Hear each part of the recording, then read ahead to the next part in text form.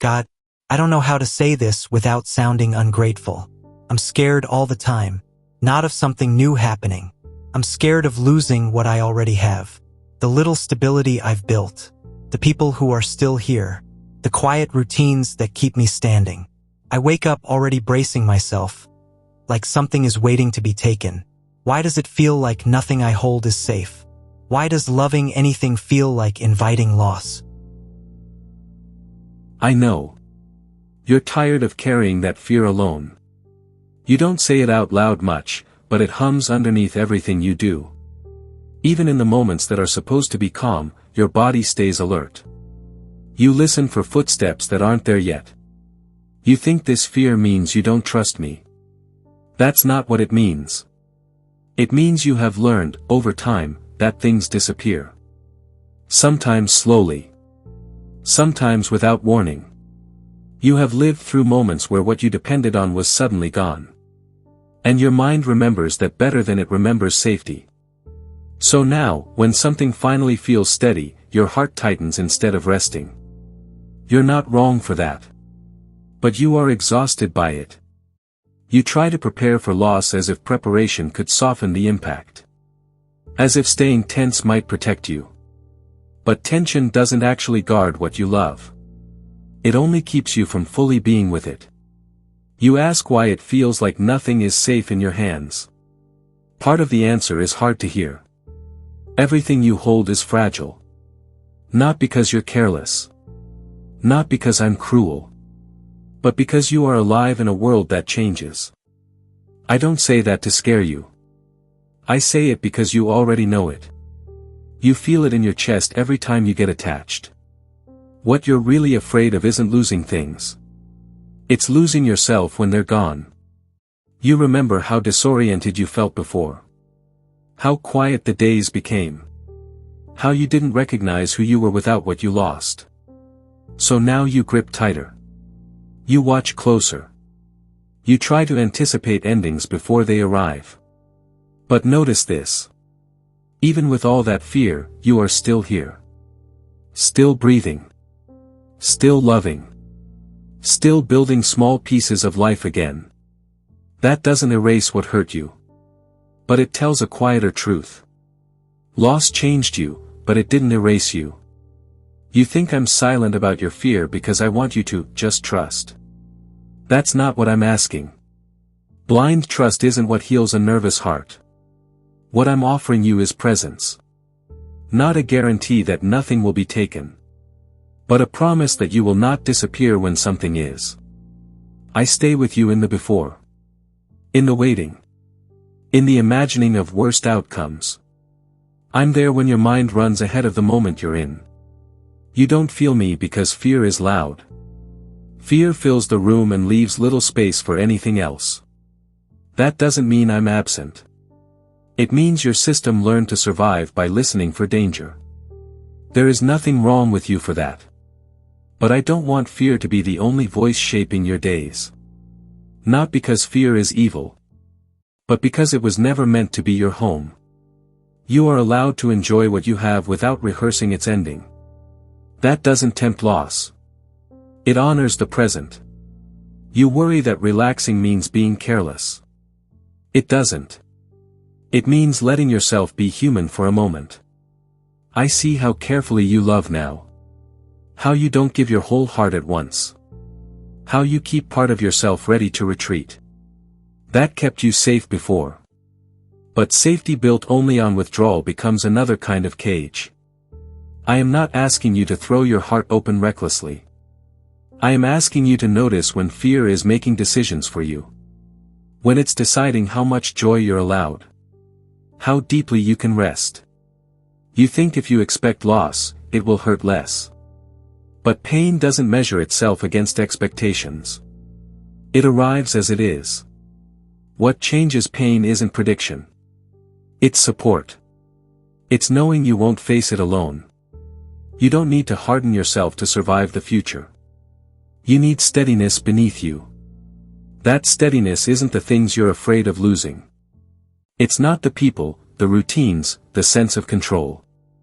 Those are gifts, but they were never meant to carry your weight. You are afraid because you've been placing your security on what can move. And when it shifts, you feel like you're falling again. I want you to feel the ground under you, even when everything else trembles. Not all at once. Not perfectly. Just enough to take one breath without bracing. I know that sounds small. But small is where healing starts. Right now, you're holding your life like glass. Every movement careful. Every laugh followed by a flicker of dread. I'm not asking you to stop caring. I'm asking you to stop punishing yourself for caring. You can love something and still survive its loss. You already have. Even if it doesn't feel like survival yet. And there's more I want to tell you about what remains when things leave. God, when you say that, part of me wants to believe you, and part of me feels stupid for even hoping, because I remember how it felt last time, how empty everything looked afterward. I don't trust myself to survive that again. I don't trust my strength. I don't trust my heart not to break past repair. If things fall apart, who am I supposed to be then? What if what's left of me isn't enough? You're being honest now. This is the fear beneath the fear. Not the loss itself, but the version of you that had to walk through it. You don't doubt that pain will hurt. You doubt that you will still be you afterward. You remember feeling hollow. Like your name didn't fit anymore. Like the future had quietly stepped away without explaining itself.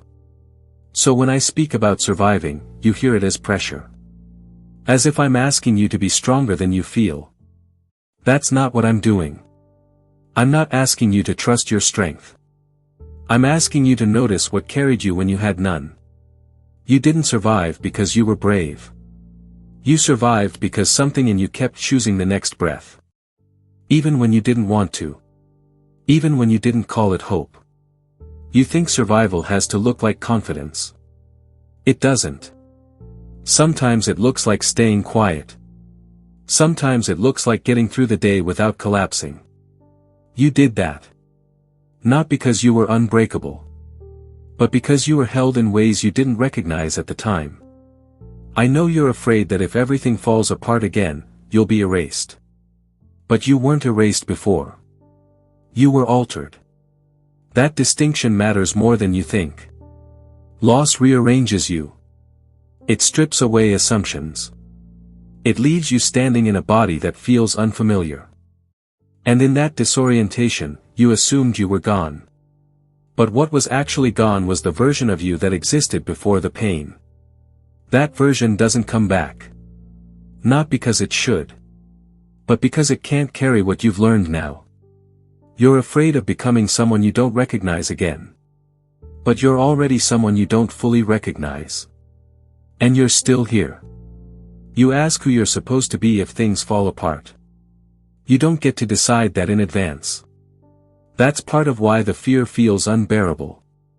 You want a map for after. A guarantee that there will be meaning. A promise that you won't be alone in the ruins. I can't give you a script for loss. But I can tell you this. You are not defined by what stays. And you are not erased by what leaves. There is a part of you that remains even when everything else changes. You don't feel it because it's quiet. It doesn't announce itself. It just keeps breathing when you forget to. That part of you has been with you every time you thought you were finished. It didn't fix the pain. It didn't explain it. It simply stayed. You think staying isn't enough. But staying is how you survive long enough for anything else to happen. Right now, you're measuring your future by your past wounds. That's understandable. It's also incomplete. You are not walking toward loss as the same person you were before. You are more aware now. More tender. More cautious, yes. But also more capable of noticing what actually supports you. You're afraid that loving what you have now is dangerous. That it makes the fall worse. But withholding love doesn't prevent pain. It only prevents life from fully touching you. I'm not asking you to live without fear. I'm asking you to stop letting fear be the only proof you trust. You trust fear because it's consistent. It always shows up. It always warns you. It never asks you to be still. But fear is not wisdom. It's a signal that something mattered. The problem isn't that you're afraid to lose. The problem is that you've started living as if loss has already happened. You grieve things before they're gone. You detach in advance. You soften your joy so it won't shock you if it disappears. And that half-living feels safer. But it's costing you more than you admit. I don't want to rush you into courage. I want you to notice when you're shrinking to avoid pain. You don't need to become fearless. You need to become present. Presence doesn't deny endings. It just refuses to live in them before they arrive. You asked earlier why loving anything feels like inviting loss. Because love opens you. And openness makes impermanence visible. But love also roots you in this moment. And this moment is real. It's not a threat. Right now, nothing is being taken. Right now, you are safe enough to breathe. I'm not promising that will never change. I'm telling you that this moment deserves to be lived as it is. You don't need to solve tomorrow to be here today. You don't need to know who you'll be later to let yourself exist now. There is still something I want you to understand about what remains when you stop bracing. When you stop bracing, it doesn't mean you stop caring. It means you stop living as if impact is guaranteed. I know that feels impossible. Your body learned to stay ready because readiness once felt like survival. Letting go of that readiness feels like stepping into open air. You think if you loosen your grip, everything will slip through. But what actually happens is quieter. You begin to notice what's already holding you. Right now, you are supported by things you rarely name. Your breath that keeps arriving without permission. Your ability to notice when something hurts. Your instinct to reach out, even when you expect nothing back. These are not dramatic strengths. They don't announce themselves. That's why you overlook them. You've been waiting for something solid enough to guarantee safety. But guarantees don't exist the way you want them to. Even the strongest structures change over time. What remains isn't certainty. It's adaptability. It's the quiet resilience that doesn't feel like power. You don't trust that kind of resilience because it doesn't feel impressive. It feels fragile. But fragility doesn't mean weakness. It means sensitivity. And sensitivity is how you survive loss without disappearing. You fear that if something is taken, you'll collapse completely. But collapse isn't the same as ending. Sometimes collapse is how you finally stop pretending you're fine. You've been carrying yourself carefully for so long. Holding your life at arm's length. Trying not to lean too hard on anything. That kind of living keeps you upright, but it keeps you alone. I see how often you ask yourself, how long will this last? Even in good moments. Especially in good moments. You don't let yourself stay. You watch the clock. You wait for the shift. I'm not upset with you for that. You learn that joy can turn without warning. So you protect yourself by never settling fully inside it. But joy that is never inhabited becomes distant. Like a room you pass through but never sit in. I'm not asking you to ignore reality. I'm asking you to stop living only in anticipation of loss. There is a difference between awareness and captivity. Fear has slowly become the lens you see everything through.